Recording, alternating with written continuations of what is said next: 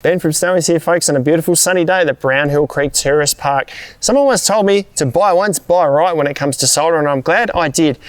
These are my Hard Korr 200W portable solar panels with Crocskin Armour here. These guys keep me charged up when I'm in the campsite for as long as I want. They're super powerful, super tough, and they're easy to set up. This is how the solar panel looks when you pull it out of the box. It comes in this zippered bag here. It measures about 71 centimeters, or around about 70 centimeters in width, about 53 centimeters in height. And the panels themselves are about 4 to 5 centimeters thick in here, but got to add a bit of extra height to the pack size when you include all the cables and things that are in the front here.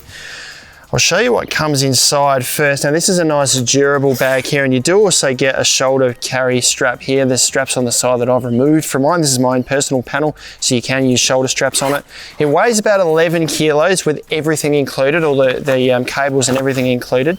But this is the panel itself, so it's a folding panel. There are 4 panels there and that folds out. We'll show you more on that shortly.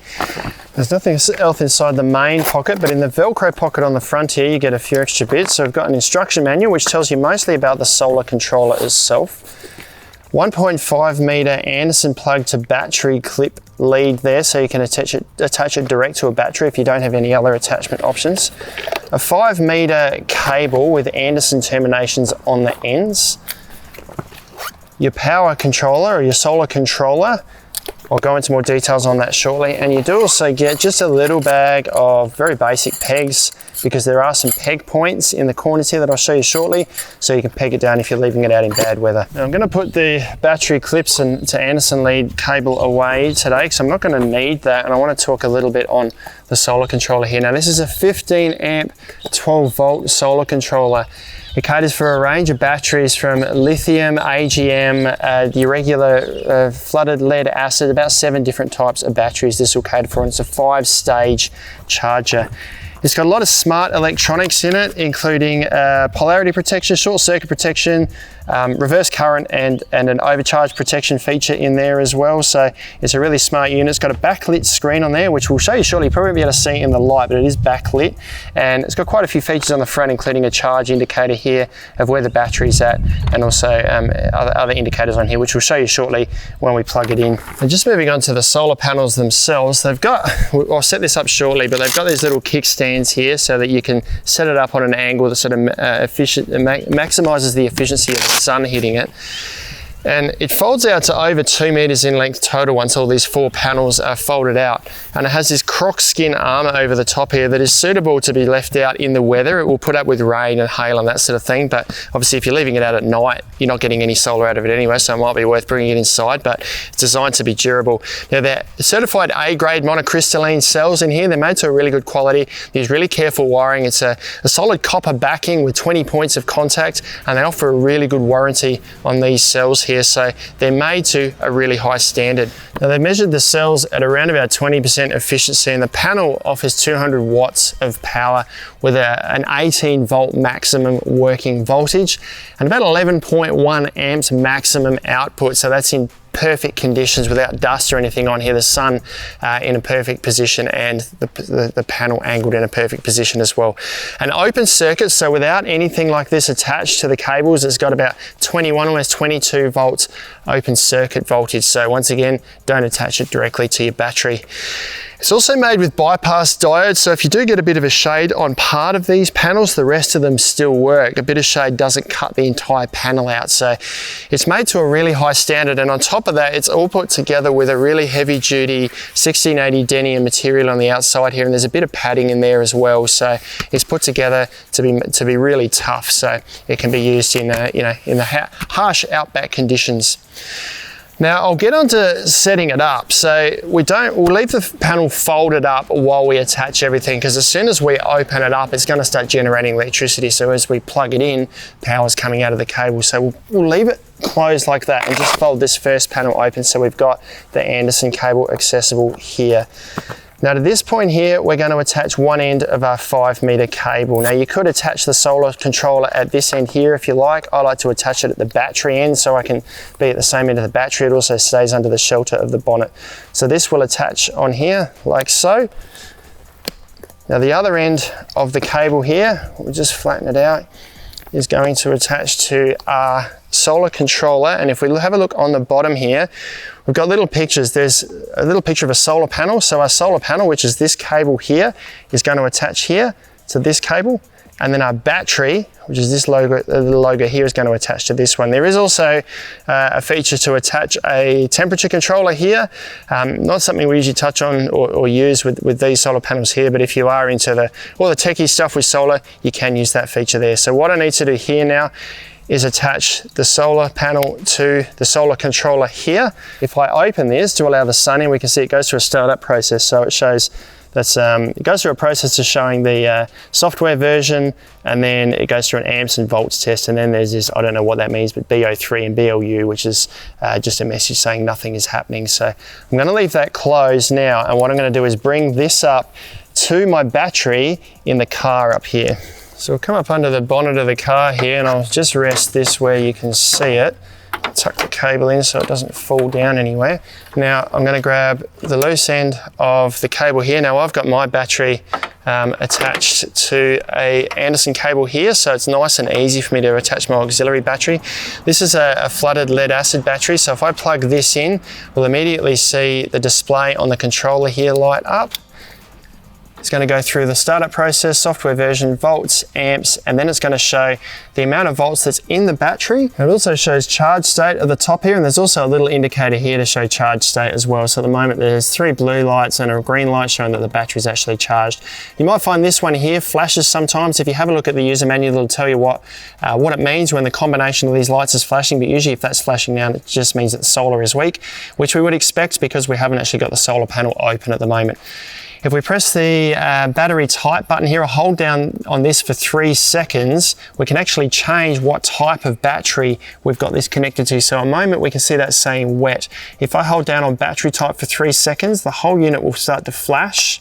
And if I keep pressing it again on the bottom here, it will scroll through calcium, lithium ion, LiFePO4, LTO, gel, we've got AGM, and then I press again to get the wet battery. Now I just run lead acid in my car, so that's what I need to leave it on, let it flash for a while, and it goes back to the voltage in the battery. If I press the amps volts button here, it's going to flick over to amp hours. It's showing that there's no amp hours generated into the battery, obviously because we haven't had the solar open. So I flick it back to volts, and what we now want to do is come back to the solar panel and set that up over here. Now I've got the sun not quite overhead here, it's just up at sort of probably a 70-degree angle up in front of me there. It's about a 25-degree day, about 3 o'clock in the afternoon, and there's no clouds in the sky. So we should get reasonably good efficiency from the panel today.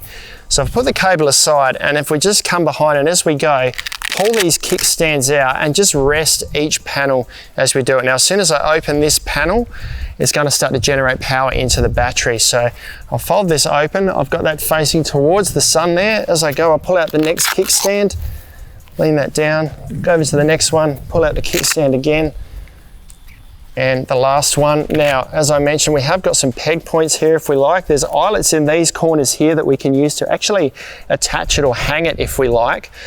We've also got peg points in the kickstand here, so we could put a peg in that while it's down on the ground here to keep it secure to the ground. 4 of those in the back there is going to keep that pretty secure.